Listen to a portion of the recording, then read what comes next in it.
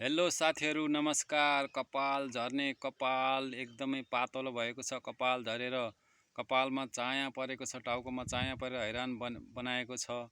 30-35 वर्षको उमेरमै कालो कपाल फुलेर सेतै हुन थालेको छ भने यो भिडियो तपाईहरूको लागि हो।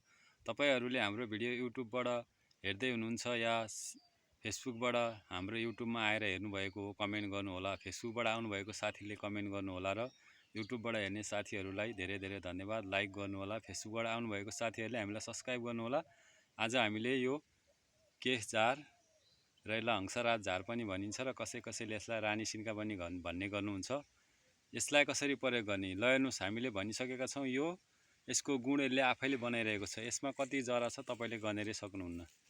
यसमा लाखौँ जरा छ। हेर्नुहुन्छ, यति माटो समातेर बसेछ। एउटा उखाल्दाखेरि पनि मैले यहाँबाट उखालेको यो यस्तो जरा हुन्छ। त्यही भएर यसले आफ्नो गुण आफैले छोडेको छ। यसरी नै हाम्रो कपालको जरा पलाउने काम यसले गर्छ। यसलाई कसरी लगाउने भन्दाखेरि यसलाई चट्ट उखालेर लिएर आउनुहोस् र मजासँग पानीमा सफा गरेर यसलाई पिसेर लेदो बनाउनुहोस् है। चट्ट पेस्ट बनाएर कपालमा सट्ट लगाउनुहोस्। मेरो पनि पहिला चन्द्रमै भएको कपाल हो। अहिले चाहिँ पहिला त हरिबिजोकै थियो मेरो, अहिले चाहिँ 80% राम्रो भएको छ। यही लगाएको, लगातार मैले 15-20 दिन लगाएको हो। तपाईँले पनि लगाउनुहोस्, तपाईँको पनि कपाल आउनेछ। यसमा चाहिँ म ग्यारेन्टी दिन्छु। भिडियो कहाँदेखि हेर्दै हुनुहुन्छ? नेपालदेखि हेर्दै हुनुहुन्छ कि नेपालबाट बाहिरदेखि हेर्दै हुनुहुन्छ? कमेन्ट गर्नुहोला। र यो केश झर्ने सम्बन्धी, केश टुक्रिने, कपाल झर्ने, कपाल टुक्रिने, कपाल अब खुइलेर कपाल झरेर पातलो कपालभित्रको छालै देखिएको छ भने यो एकचोटि ट्राई गर्नुहोला। एकदमै 100% काम गर्छ।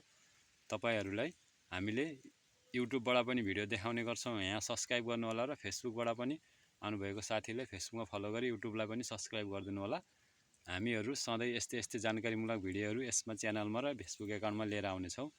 यो हंसराज झार कसरी प्रयोग गर्ने भनेर हामीले बताइसक्यौँ। यसलाई टक्क पिस्ने अनि लगाउने। तपाईँ जङ्गल गएर लिएर आउनु छ भने एकैचोटि धेरै लिएर आएर सुकाएर पनि राख्न सक्नुहुन्छ। कुटेर धुलो बनाउनुहोस्, चाहिएको बेलामा त्यसलाई पानीमा भिजाएर टक्क लगाउनुहोस् है।